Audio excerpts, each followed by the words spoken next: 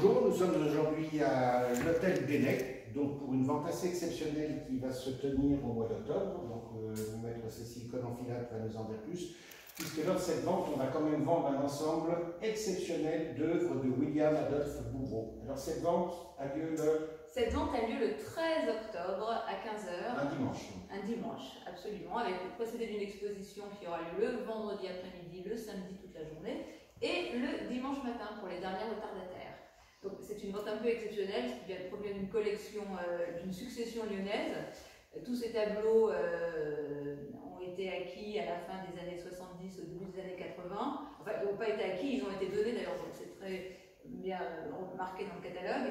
Il y a eu des échanges de lettres. La personne qui est décédée était un ami du petit-fils du peintre et qui avait une maison qui vendait du mobilier. Et en échange de quelques meubles qu'il leur a offerts, les petits-enfants Bougreau leur donnaient des toiles qui à l'époque n'avaient pas une grande valeur. C'est pour ça ce qui explique pourquoi il y en a autant. Alors effectivement, parce que jusqu'à maintenant, Bougreau, jusque dans les années 80, c'était un peu un peintre du style pompier, portraitiste, style pompier, etc., pas très connu. Donc Léo, qu'est-ce que vous pouvez nous dire sur ce peintre, puisqu'aujourd'hui, c'est quand même assez inhabituel de voir un tel ensemble? C'est très inhabituel. À ma connaissance, c'est la première fois qu'il y a sur le marché autant d'œuvres de William Bougreau en une seule vacation.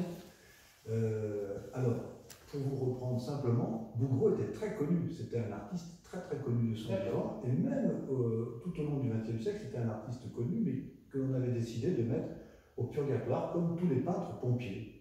Et donc le marché ne suivait pas. Donc il n'y avait pas de code, vraiment. Il n'y avait pas de code. Et seuls les Américains s'accrochaient à cet artiste, parce que déjà c'était les premiers clients pour Bougreau de son vivant, mais ensuite ils ont été aussi les acheteurs de Bougreau tout au long du XXe siècle. Alors qu'est-ce qui a fait basculer? Ce qui a fait basculer, c'est la première grande exposition à Paris en 1984, où une rétrospective qui ensuite a voyagé au Canada et aux États-Unis, il me semble. Et cette exposition a permis au grand public de se refaire l'idée de l'artiste et de le décontextualiser en quelque sorte de la période académique. Et donc, ce qu'on voit aujourd'hui, c'est ce qui va être assez intéressant de décrire, c'est que ce sont en fait des œuvres de travail, plus exactement. C'est-à-dire que ce ne sont pas réellement les tableaux que Bougreau vendait ou qui étaient en exposition. Expliquez-nous ce que c'est que cet ensemble de tableaux exactement. La plupart des modèles représentés donc, sont des personnages qui ont servi à des compositions beaucoup plus importantes et qui étaient en vue du marché américain. Et pour des tableaux de composition pour les salons de l'époque, auxquels participait Bougreau chaque année. C'est-à-dire qu'en fait, c'est un morceau du tableau, une étude sur un visage. C'est même plus que ça, c'est-à-dire qu'en fait, c'est le modèle qui a permis après à l'artiste de réfléchir à sa composition. Et ça, ce sont des œuvres qui sont faites d'après modèle vivant. Or, les grands tableaux n'étaient pas faits d'après modèle vivant, ils étaient recomposés mentalement par l'artiste. Là, ici, nous avons donc le sujet qui est traité directement d'après le modèle. L'artiste lui demandait de prendre la posture et en fonction de cette posture, il faisait son tableau. Ce qui explique que l'on a des œuvres qui sont très très fraîches en termes de technique. Elles sont beaucoup plus fraîches que les grands tableaux pour les salons. Alors, est-ce qu'on se pose le problème de la signature? C'est-à-dire, est-ce que ces œuvres de travail étaient signées ou Elles n'étaient pas signées dans la mesure où elles n'étaient pas destinées au commerce. Et ces œuvres-là étaient destinées à rester dans son atelier, comme étant des études pour de prochaines compositions.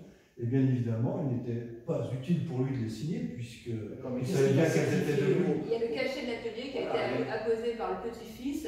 Donc la plupart des tableaux au dos, pour le cachet de l'atelier. Et on retrouve ces modèles-là dans les grandes compositions, dans le catalogue raisonné.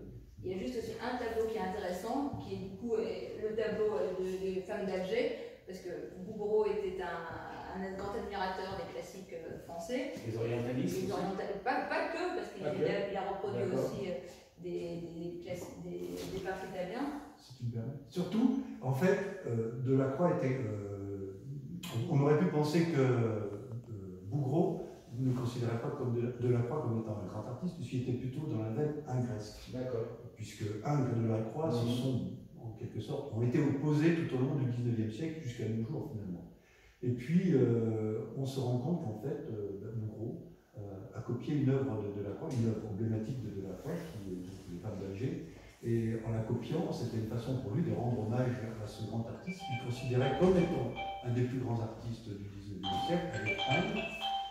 Et surtout, ce qui est intéressant dans cette copie, c'est que ce n'est pas une copie fidèle. C'est une œuvre qui copie tout en étant librement inspirée. Voilà. D'accord.